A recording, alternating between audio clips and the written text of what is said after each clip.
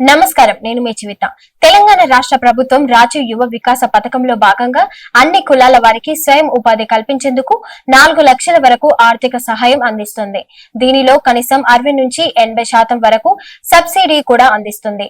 రాజీవ్ యువ వికాస పథకంలో అప్లై చేసుకోవడానికి ఆధార్ కార్డు, కుల ఆదాయ ధృవీకరణ పత్రాలు, pan card, pass photo, apply చేసుకునే వారి యొక్క ఫోన్ నెంబర్ ఉండాలి. ముఖ్యంగా ఒకటి గుర్తుపెట్టుకోవాలి, ఒక రేషన్ కార్డులో ఉన్న కుటుంబ సభ్యులలో ఒకరికి మాత్రమే ఈ పథకానికి అప్లై చేసుకోవడానికి అవకాశం ఉంటుంది.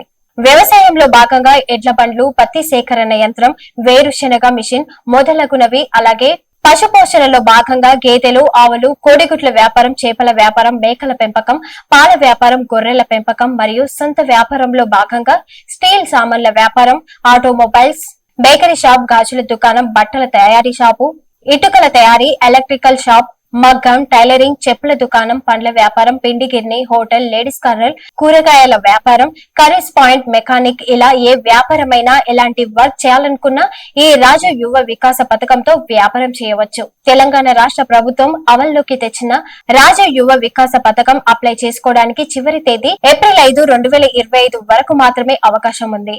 ఏం చేయాలి, ఏం పని చేయాలో తోచని వారు ఇప్పటి నుంచి హాయిగా ఏదో ఒక పని చేసుకుంటూ సంతోషంగా ఉండవచ్చు. Thanks for watching.